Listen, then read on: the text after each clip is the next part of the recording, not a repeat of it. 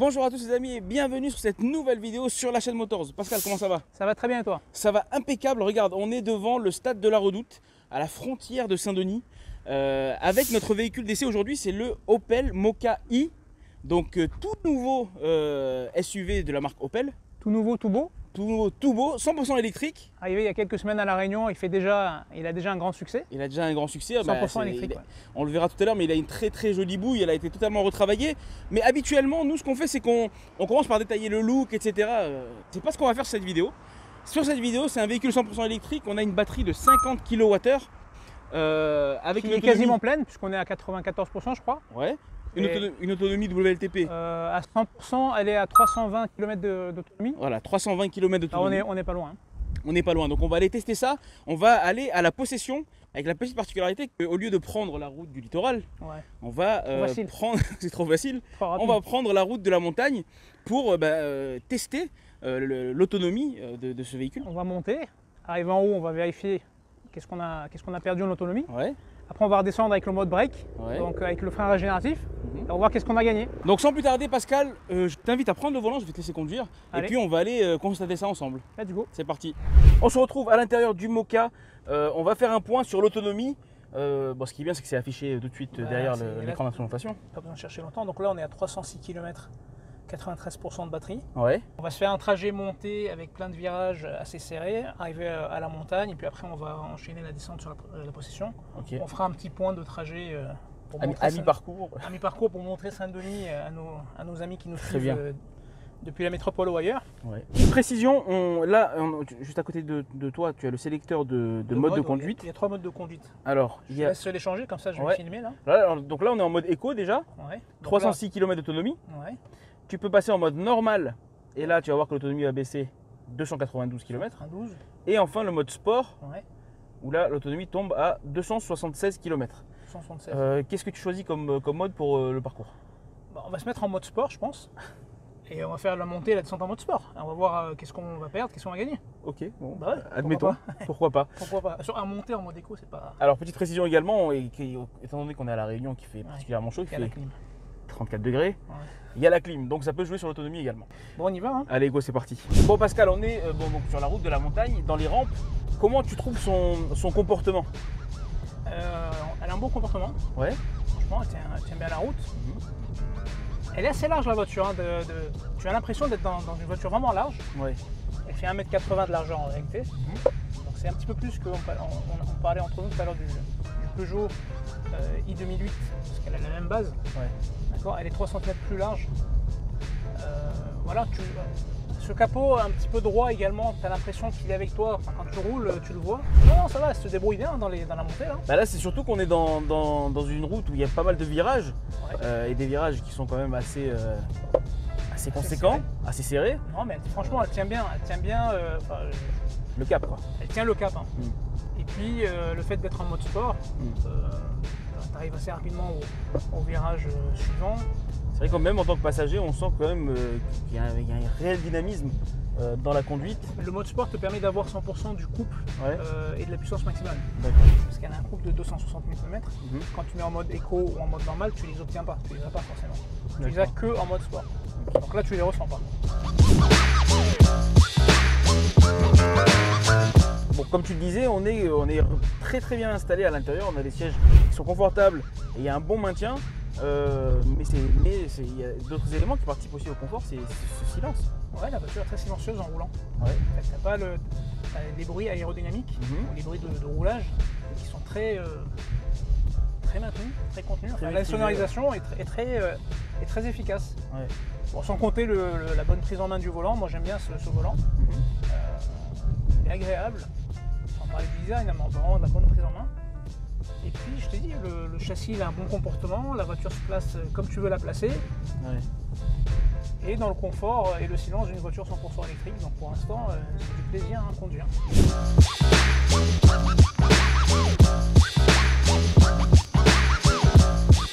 Arrivé en haut de notre ascension, on repart avec 224 km d'autonomie.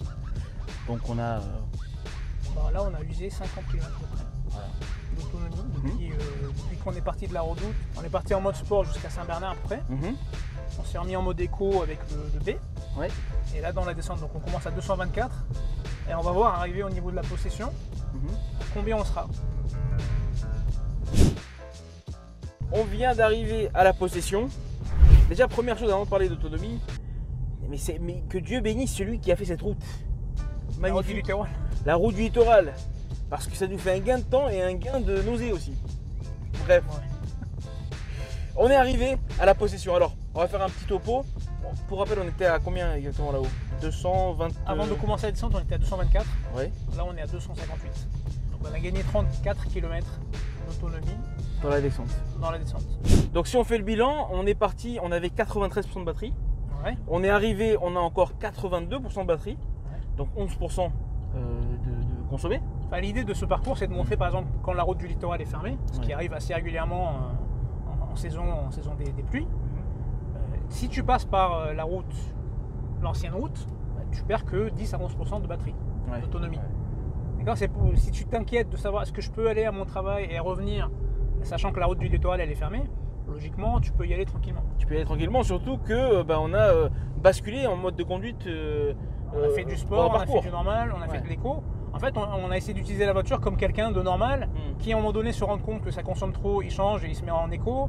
Après, il voit qu'il a beaucoup de batterie, il se met en sport parce qu'il veut prendre du plaisir dans certains virages.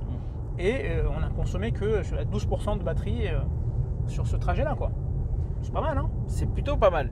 Maintenant, on va se faire un petit, on va se trouver un endroit pour garer la voiture et faire enfin tranquillement la présentation look extérieur, intérieur, habitabilité. On va faire un petit peu de 4 voies parce que les voitures 100% électriques, en général, la batterie, elle perd pas mal d'autonomie quand tu fais de la voie rapide. Ouais.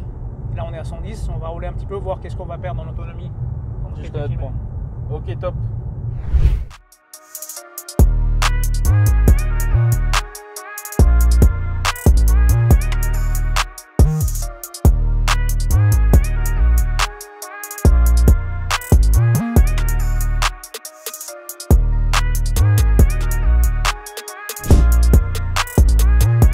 Pascal, on se retrouve avec notre véhicule d'essai, donc Opel Mokka i, tout dernier SUV du constructeur germanique qui appartient au groupe Stellantis. Exact. Anciennement PSA.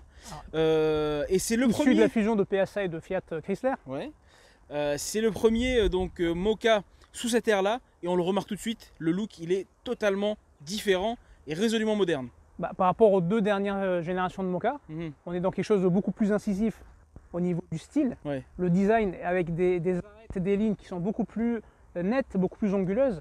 Alors qu'on avait l'habitude d'avoir un Mokka qui est plus un SUV citadin, gentil, on va dire, tu vois. Très en rondeur l'autre. Avec des rondeurs, des lignes douces. Là, tu as, quel que soit l'angle depuis lequel tu observes le véhicule, surtout l'avant, bien évidemment, on va beaucoup parler de l'avant, mais tu as quand même quelque chose qui est beaucoup plus dans l'air du temps et très moderne du coup. Cette calandre, alors, on a cette partie qu'on appelle le visor. Ok. Le visor, Opel Visor, c'est quoi? C'est toute cette partie-là là, que tu vois qui court sur tout l'avant. Entouré de chrome. Entouré de chrome tout le long, qui inclut également les phares, puisque tu vois que les phares sont dans la lignée de ce visor. Dans ce bloc. Hein. Dans ce bloc, on a le Blitz ici. Donc nouveau logo aussi Opel. Calandre fermé. Calandre fermé. Alors ça, il me semble que même sur les versions thermiques, le visor, il reste comme ça. C'est vrai qu'on est habitué sur les véhicules électriques à avoir des calandres fermées, mais là, c'est un style. Ça, c'est un style même sur du thermique. Sur ce modèle. Que tu retrouveras sur ce modèle. Alors, il y a beaucoup de petits éléments qui dynamisent l'avant. Je pense à ces petites écopes ici. Tu vois, c'est un petit peu à la façon d'un SUV sportif. Il a de la gueule, hein, en fait. L'avant, il est vraiment super joli. Hein. L'avant est très joli. Alors, les phares, ils ont une particularité, ces phares. Alors ça, c'est des phares luxe intelligent, ou le nom exact, je te le dirai, tu pourras le marquer. Bon, ce sont des Matrix LED, d'accord. Et là, on n'a pas précisé, on a la version Mokka Ultimate. Mokka i Ultimate. Donc c'est de série sur cette version-là, bien évidemment, en option sur d'autres versions. Et donc ce sont des phares intelligents, d'accord. Par rapport à l'équilibre de la voiture, l'assiette de la voiture, le phare va s'adapter quand tu prends tes virages, etc. Ensuite, on remonte un petit peu, on tombe sur le capot. Super dessin, moi je trouve, le capot. Ouais, alors moi, quand j'étais au volant, c'est même ce qui m'impressionne le plus à bord de cette voiture, c'est tu vois, on voit, c'est un capot qui est très haut, qui est très horizontale. Et quand tu es au volant, bah, tu le vois, il en impose. Et avec bien évidemment comment dire, cette ligne de mire, on va dire, qui te permet de viser. C'est hyper original. Sur tout le monde, on n'a ni les chats ni les oiseaux, mais qui te permet de... Enfin, stylistiquement, c'est joli de l'extérieur, mais même de l'intérieur, quand tu es au volant, ça le fait. Ça fait son petit effet. D'ailleurs, regarde, on voit la continuité ici du tracé par là qui s'efface et qui réapparaît ici. Donc c'est une touche de design hyper stylée et très réussie. Petite précision, lorsque Opel a dévoilé à la presse son Mokka, il l'a dévoilé avec un capot noir. Donc c'était un biton total entre le capot et le toit que moi je trouve magnifique. Là on a le biton uniquement sur le toit. Exactement, là on a le biton uniquement sur le toit. Par contre c'est une option que tu peux commander et qui coûte 300 € pour avoir justement ce fameux capot noir. Et moi franchement si j'achète le Mokka, je me fais péter la petite option à capot noir parce que je trouve ça hyper stylé. Ça a de la gueule. Après c'est quelle que soit la motorisation, c'est pas uniquement pour les versions électriques. Hein. Toutes les options couleurs, le biton, etc., le capot noir, quelle que soit la motorisation. Là tu as les jantes par contre en biton. Donc tu as le biton, le noir laqué sur le toit, le noir laqué sur les rétros. Et les jantes sont des jantes en 18 pouces. Je trouve qu'elles ont de la gueule quand même pour des... Je trouve que, regarde, moi je te le dis, hein, généralement, je fais très attention aux jantes qu'on retrouve sur les véhicules électriques. Toi, t'aimes pas trop les jantes électriques. Les jantes électriques, alors même si c'est pour des raisons de performance, on le comprend, et de consommation, là, elles sont quand même relativement, j'ai envie de dire, normales, ouvertes. Traditionnelles, elles sont jolies. Hein. Je trouve que ça va bien avec le look général du Mokka. On a les montants ici, des portes également en noir. On a les coques de rétro en noir. Je filme le petit E là sur le montant justement de la portière arrière. Le petit E qui va te permettre de distinguer la version électrique de la version normale. Exactement, hein, si on retrouve à l'arrière, on va voir. À part ça, il n'y a pas de grands changements. On a également là, cette ligne là ici en chrome qui court tout le long. C'est une sorte d'arche. C'est une arche, ouais. Le côté, tu sais, avec les protèges portières comme ça en plastique noir, ça vraiment ça fait une touche SUV quoi. Crossover ou SUV, enfin véhicule tout chemin. Ça lui va bien. Ça lui va très bien. Et là, on bascule à l'arrière, 3/4 arrière. Donc, tu le disais tout à l'heure, même à l'arrière, on a des phares donc Intellilux, ils appellent ça. Donc, c'est des phares pleins, dans l'air du temps, modernes. Dans l'air du temps, parce que comme de plus en plus de véhicules qui se veulent vraiment, je dirais, incisifs au niveau du design. Tu vois là, par exemple, le feu en deux parties, dont une partie sur le haillon. Et ça lui va super bien également. Franchement, je le trouve hyper stylé ce Mokka là. À l'arrière, toujours. Donc on a ici, tu vois, en fait, ce que j'aime bien moi, si tu veux, c'est que le design a été travaillé de façon à ce qu'il n'y ait pas de vide. D'accord. Toutes les parties sont travaillées. Là, regarde, là ici, c'est travaillé. Le coffre, c'est pas un coffre droit, c'est un coffre qui quand même, voilà, il vient en relief comme ça. Le Mokka inscrit de cette façon-là, ça change. C'est le nouveau visage de Opel, version 2021-2022. On le disait, Opel, groupe Stellantis, cousin donc du i2008 de Peugeot. Cousin très proche puisqu'ils partagent la même plateforme, la même base. D'accord. La différence au niveau des dimensions va jouer sur la longueur, parce que celui-là il fait 4,15 m, le i2008 il fait 4,30 m. D'accord, donc un poil plus petit. Par contre, au niveau de la hauteur, 1,53 m, c'est la même hauteur. Et au niveau de la largeur, celui-là, il est un tout petit peu plus large. Il fait 3 cm de plus à 1,80 m au lieu de 1,77 m. D'accord. Okay. On est relativement sur un véhicule équivalent. Voilà. Empattement, on est à 2,60 m. C'est quand même relativement compact. Hein, comme véhicule. On verra que ça n'impacte pas forcément sur l'habitabilité, parce qu'on est plutôt confort à l'intérieur. Mais voilà, ça en fait quand même un SUV de ville, quoi. Hein. Bon, on jette un coup d'œil au coffre. Allez. Bon, il faut le dire que c'est un petit coffre. Hein. C'est un petit coffre parce que la version thermique elle fait 350 litres, ce qui est déjà pas énorme, mais en version électrique on est à 310 litres, donc tu perds 40 litres par rapport à la version thermique. C'est vrai que pour un véhicule de ce gabarit là, c'est un petit SUV quand même. Ouais, mais ça reste un SUV de ville. Après quand tu rabats les deux sièges, là on est sur du 60-40 en termes de partition des sièges, tu obtiens 1200 litres.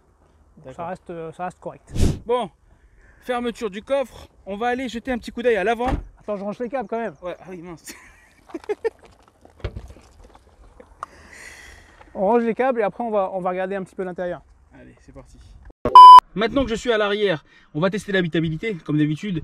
Écoute, en termes d'espace, on a ce qu'il faut aux jambes. Sachant que c'est moi, c'est à ma taille à l'avant, donc c'est 1m69, hein, je veux le dire.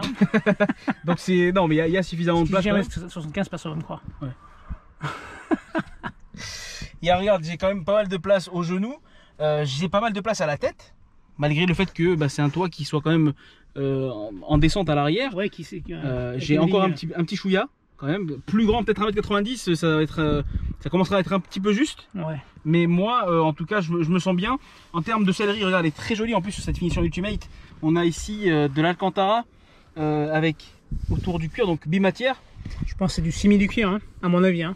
Ouais. On confirmera, mais bon, comme c'est dans l'air du temps, ils font pas mal attention à ça au niveau de, en tout cas, de l'écologie, hein, surtout. Hein. En termes de rendu, on a très joli, hein. Très premium, très quali. Donc ça c'est plutôt un bon point. On a ici la connectique pour deux téléphones, deux prises USB. Petit inconvénient que je note à l'arrière, c'est cet appuie-tête. On a un appuie-tête qui est plein. Ouais. Ce qui fait que ça obstrue en fait la visibilité pour celui qui est assis derrière. Tu vois, donc pour celui qui est assis derrière, il peut pas voir la tête de celui qui est assis devant. Non, mais je veux dire que même des fois tu vois un petit peu la route, etc. Ouais. Là pour regarder la route, il faut se mettre comme ça. Donc ça c'est un peu dommage. Au niveau des contreportes, beaucoup de plastique. Ok. Ouais. On a, c'est quand même relativement simple, basique. Je pense que c'est ça aussi qui va le distinguer de son cousin i2008. C'est en termes de finition. Alors même si celui-ci est très bien fini, hein, on va pas franchement ça va, il est super joli à l'arrière. Il est très joli. Mais c'est vrai qu'au niveau des contreportes, ça pêche un peu. Ouais. C'est essentiellement du plastique. Ok, on passe à l'avant. On passe à l'avant, c'est parti. Avant d'entrer, Pascal, je t'invite à filmer la contreporte à l'avant. Et là, tu vas voir que le travail, par contre, il est hyper bien fini. On a donc ça change de l'arrière, c'est ça que tu veux me dire? Voilà, ça change de l'arrière. Là, le travail qui a été fait, il est vraiment premium, le rendu en tout cas. Là, tu as Alcantara. Ouais. Ici, tu as le cuir ou simili du cuir, mais en tout cas, tu as un toucher agréable. Ouais, c'est moussé. Ici, tu as un dessin, alors, je ne sais pas si on va le voir, un petit peu style carbone. Tu le verras dans tous les cas sur la planche de bord, puisque c'est repris. Ouais, exactement. Il est repris. Il court tout le long de la planche de bord. Ouais. Donc vraiment beaucoup de petits détails qui rendent vraiment cet intérieur de porte en tout cas hyper joli. Allez, grimpe. Attends, je filme le siège aussi. Ah voilà, filme le siège. Très joli siège. Alors je te le disais à l'arrière, c'est un peu contraignant le fait de ne pas avoir de visibilité quand tu es passager arrière. Mais à l'avant, on est hyper bien installé. Donc déjà c'est très confortable. On a cette alliance de matière comme à l'arrière. Alors elle sera définie, est-ce que c'est du vrai cuir, est-ce que c'est du faux cuir, etc. Mais en tout cas on a ce rendu et ce toucher hyper agréable. J'aime beaucoup le dessin. Le dessin des surpiqûres, des coutures. Je trouve que ça fait dynamique quand même. Hein. Ça fait dynamique. Et ce jeu de couleurs, tout ça, c'est... Et puis le maintien, regarde, tu pourras le constater. Je l'ai constaté en conduisant. Tu l'as constaté en conduisant. On est quand même très confortablement installé là-dedans. Allez, je monte. Allez, go. La première chose qu'on remarque, qui saute aux yeux vraiment lorsque tu montes dans l'Opel Mokka, c'est le fait que le poste de conduite, mais également tout ce qui a trait à l'infodivertissement et à l'aération, est totalement tourné vers moi, vers le conducteur. C'est-à-dire que... Même la forme, hein, si tu te mets comme ça, tu vois bien la forme avec la petite virgule qui rentre vers le... Exactement. On a l'impression vraiment d'être un commandant de bord, tu vois, et tout est à notre portée pour faciliter justement l'expérience de conduite. Puisque tu es ici, à ce niveau-là, je vais t'inviter à filmer le volant. Donc on a un volant Opel, bien dessiné, petit surpiqûre que tu as noté tout à l'heure en conduisant. Petits éléments ici en alu pour un rendu encore plus qualitatif. C'est très bien. On a ici à droite tout ce qui a trait au volume de la radio, les appels, etc. Et à gauche tout ce qui est aide à la conduite, parce qu'on a plusieurs options d'aide à la conduite. On a l'aide au maintien dans la voie. Aide au maintien dans la voie, tu as le régulateur limitateur de vitesse. Régulateur. Adaptatif. Juste petite précision, le régulateur c'est entre 30 et 180 km/h. Bien évidemment on ne va pas jusqu'à ces vitesses là, mais même en roulant en 110, il va capter la circulation qu'il y a devant toi, il va ralentir, accélérer, il va s'adapter. Et ça c'est plutôt agréable lorsque tu fais des longues routes et sur des lignes droites. On tombe sur l'écran d'instrumentation maintenant. Écran d'instrumentation 100% digital, dont tu vas nous préciser la dimension. Alors là, on est sur la version Ultimate du Mokka i, donc c'est le plus grand. Tu as 10 pouces au niveau de l'écran d'instrumentation et tu as 12 pouces au niveau de l'écran d'info divertissement. D'accord. Sachant que sur les autres finitions, donc tu as édition, élégance business, etc., on est sur du 7 et du 7. D'accord. Donc là, au lieu d'avoir 2 x 7, tu as 10, 12. Donc là, on a la totale. Ouais. Alors, c'est un bel écran, il est très lumineux. On voit toutes les informations qui s'affichent ici. Donc vous avez notamment l'état de la batterie, la vitesse, la navigation, parce qu'il y a la navigation sur ce modèle-là. Et puis le pourcentage de recharge. Tu as maintenant l'écran d'info divertissement qui fait, tu me l'as dit, 12 pouces. 12 pouces, donc relativement grand. Ouais. On le voit que le fait qu'il soit tourné vers moi, ça me permet d'avoir, tu vois, vraiment un accès direct à l'écran sans avoir besoin de quitter la route des yeux et sans avoir besoin de chercher, etc. Donc là, tout est à portée de main. On a quand même des touches physiques ici. D'accord. Ouais. Donc les raccourcis, audio, navigation, téléphone, ça on va le voir, c'est tout le menu électrique, les applications parce que la voiture est compatible Apple CarPlay, Android Auto, et l'état de la voiture. On appuie sur le i. Et là, tu vas avoir toutes les informations qui a trait à l'état de ta batterie. D'accord. Donc là, on est en normal, donc ça c'est le mode de conduite. Après, tu as tout ce qui concerne bien évidemment, c'est l'équivalent de ce qu'on retrouve sur Peugeot, Citroën, DS. Hein, c'est l'environnement Stellantis. Ouais, c'est le dénominateur commun. Flux, des statistiques de consommation de ta batterie, d'accord, charge et décharge. Et tu peux également programmer l'heure à laquelle tu branches ta voiture. Ouais. Tu indiques l'heure, tu montes chez toi et à telle heure, elle va commencer à se charger. On descend un petit peu. Alors plus bas, tu as toutes les commandes de climatisation physique. En bas, tu as chargeur 12 volts. Tu as ici le chargeur induction. Alors c'est une option également qui coûte 150 €. Alors on arrive sur une partie que j'aime beaucoup. C'est tout ce qui concerne la partie commande, notamment boîte de vitesse. Ouais. D'accord. Tu as ici. Alors là, c'est typiquement du Peugeot. Je dirais même que c'est pas uniquement du Peugeot. Je dirais même que c'est du PSA en réalité. Ouais, c'est du PSA. Peugeot, Citroën, DS. Voilà, tu as quasiment le même la même boîte. Exactement. Ici, tu as tes modes de conduite, donc que tu peux sélectionner avec normal, éco et sport. Ton frein électrique, frein à main, ici tes portes gobelets. C'est plutôt design, hein, toute cette partie-là avec le noir laqué. Je trouve que c'est assez joli. Un petit contenant ici. Et ici, tu as pareil tes raccourcis pour tout ce qui est ESP, aide au maintien dans la voie. Et si tu veux débloquer le bip bip, le radar de ton parking. Bon, c'est vrai qu'en revenant sur les finitions, on est quand même sur une dalle ici en noir laqué. C'est quali. Hein. Ouais, franchement, j'aime bien. Hein. Très quali. Ouais. De mettre le pilote dans un environnement axé autour de son confort. Tout est pensé autour de lui. Exactement. Et puis par contre, les passagers, ils sont pas négligés non plus. Ils sont pas négligés. Bon, après, le passager est dans son confort. Après, c'est très joli ça, hein, tu vois. Et pareil, on n'a pas noté, mais pareil. Là, c'est du plastique agréable à toucher. C'est du plastique agréable à toucher parce que c'est pas du plastique dur. Hein. C'est pas du plastique. C'est du plastique. Et avec un dessin, tu sais, la petite étoile là. Ouais. C'est joli. Voilà pour l'intérieur, moi je trouve que c'est plutôt sympa. Bon, tu as quand même pas mal conduit aujourd'hui. Je te laisse la main. C'est à mon tour maintenant. Allez, on y va. Retour à Saint-Denis. Retour à Saint-Denis. Allez. Une grosse batterie, hein. 50 kWh de puissance de batterie. Ouais. Avec une autonomie, comme on l'a dit à plusieurs reprises dans cette vidéo, de 320 km. Correct, hein, surtout pour la Réunion. Depuis qu'on est parti, là il te reste combien? Là il nous reste 63% de batterie. La prise elle était à 93%. Donc on a consommé 30% de batterie. 30% de batterie. À savoir qu'on a quand même un moteur qui fait 100 kW. Donc le moteur 100 kW exactement. Ça fait combien en chevaux ça? En chevaux, 1 kW ça fait 1,35 chevaux. Ouais, ça fait 135, 136 chevaux. 136 chevaux exactement. Donc non, ça va, franchement la voiture elle est plutôt dynamique. Hein. Ouais, franchement, et puis je te posais la question sur le poids, tu me disais qu'elle fait à peu près 1,5 tonne. 1523 kg hors conducteur. Donc c'est un véhicule qui hors conducteur. Donc c'est un véhicule qui est, malgré le fait que ce soit un véhicule électrique, qui est relativement léger en fait, c'est pas... il va pas subir, il fait pas partie des véhicules qui vont subir le fameux malus au surpoids au-delà des 1800 kg. Ouais. Parce que là on est bien en dessous, 1523 kg. Il n'y a pas sûr parce qu'il est électrique aussi. Et parce qu'il est électrique, mais même si, exactement, non mais ce que je veux dire c'est que même les versions thermiques n'auront pas à subir ça. Oui. Et puis non franchement moi je le trouve plaisant même en étant côté passager, hein, mine de rien. En termes de performance, on a un 0 à 100 km/h qui est avancé en 9 secondes 1. Ouais. Je pense que c'est correct quand même. Quand tu achètes un véhicule comme ça, c'est pas parce que tu as envie de faire la course. Donc oui, c'est correct. Non, mais c'est très correct. Et puis c'est un véhicule qui est électrique, donc qui dit véhicule électrique, on parle d'un couple immédiat. En termes de couple, on est à combien là-dessus? 260 Nm, mais comme je disais tout à l'heure, vraiment il faut que tu sois sur le mode sport pour avoir le couple maximal, les 136 chevaux, etc. Mais comme toutes les voitures électriques, c'est uniquement quand tu es dans le mode sport que tu as le couple et la puissance maximale. Mais bon, quand t'es en centre-ville, t'en as pas besoin tout le temps. Hein. Fin de notre week-end d'essai avec le nouveau Opel Mokka-i. On est devant la concession Opel du Chaudron, nouvelle concession. Toute nouvelle concession qui fête son premier anniversaire. Premier anniversaire de la concession, mais là on retrouve tout le nouveau design et le nouveau look de Opel. Ouais. Donc c'est plutôt cool.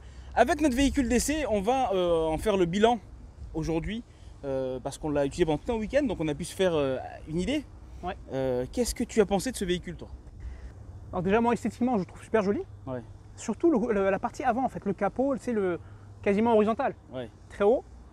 L'arche également chromée, moi j'aime beaucoup. Bien évidemment, cette finition ultimate avec le toit noir, biton. Bon bref, esthétiquement, moi déjà je trouve que c'est une belle voiture. C'est une belle voiture. Ensuite, à l'utilisation, ouais. Parce qu'on a fait plusieurs trajets. On a fait du Saint-Denis, Possession en passant par la montagne. On a fait de l'autoroute, on a fait du centre-ville. Et je l'ai trouvé très agréable à l'utilisation dans tous les contextes. Ouais. Tous les environnements où on a évolué, moi j'ai beaucoup aimé. Les défauts, bah, écoute, j'en ai pas trouvé, mis à part éventuellement le volume du coffre. Je trouve qu'il a un petit coffre par rapport à l'utilisation parce que c'est un petit SUV urbain, certes, mais tu t'imagines avec une famille de 2 ou 3 enfants, ça va être un petit peu limité.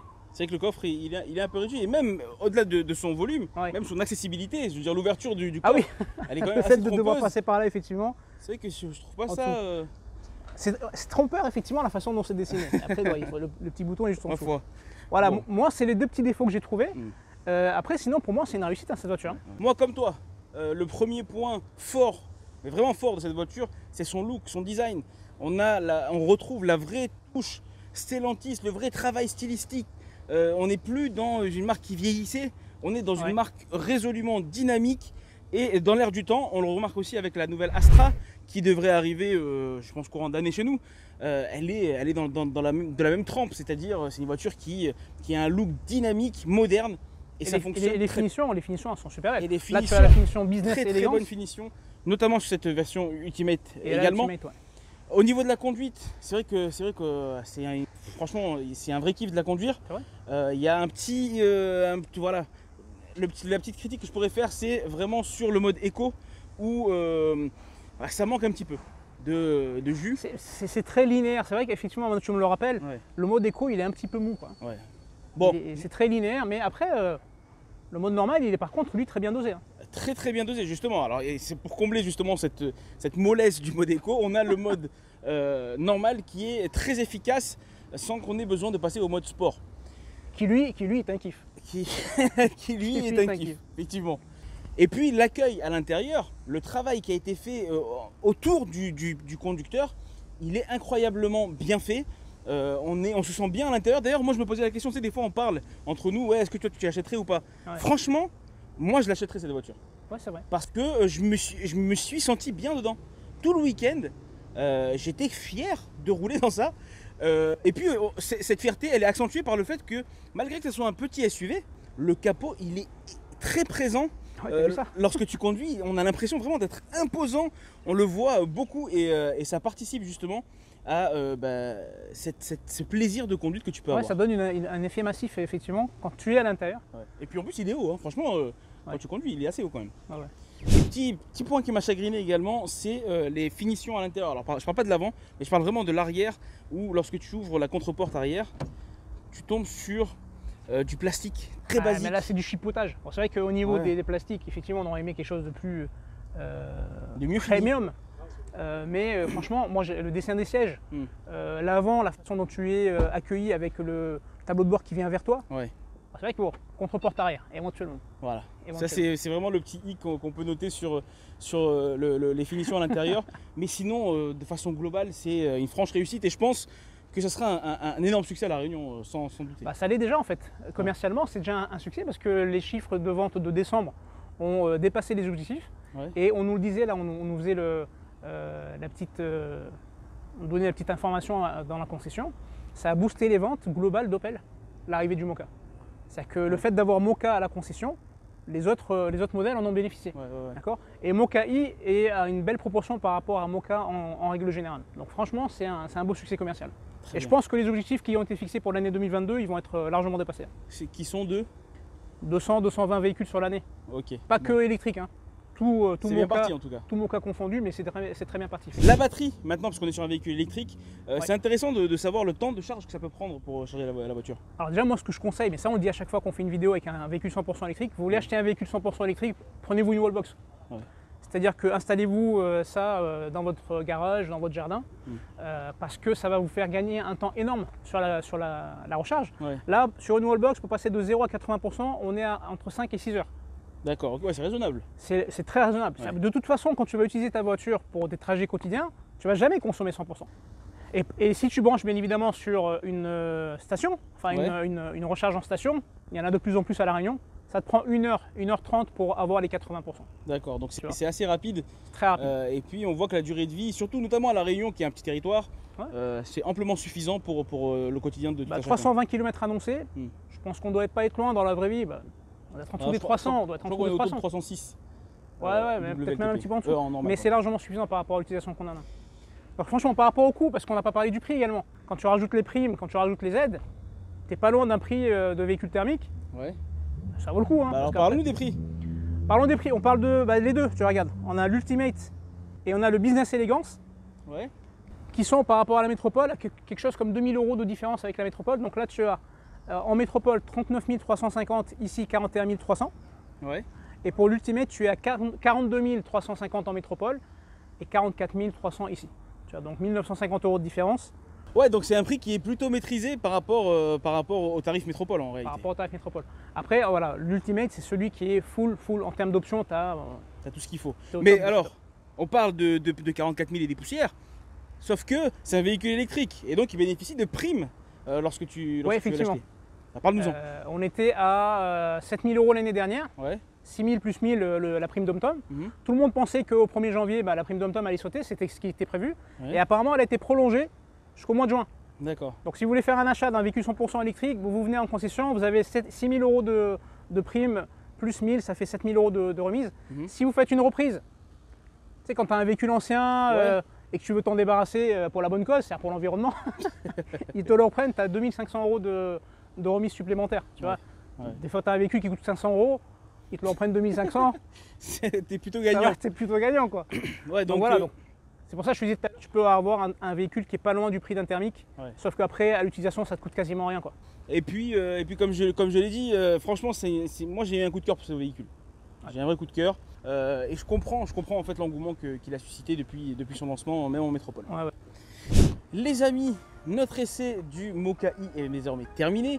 J'espère que cette vidéo vous a plu. Si c'est le cas, je vous invite à liker, partager et commenter cette vidéo, à nous donner votre avis sur ce nouveau modèle et puis la nouvelle image de marque de Opel. Qu'est-ce que vous en pensez? On vous remercie de nous suivre de plus en plus nombreux. À bientôt.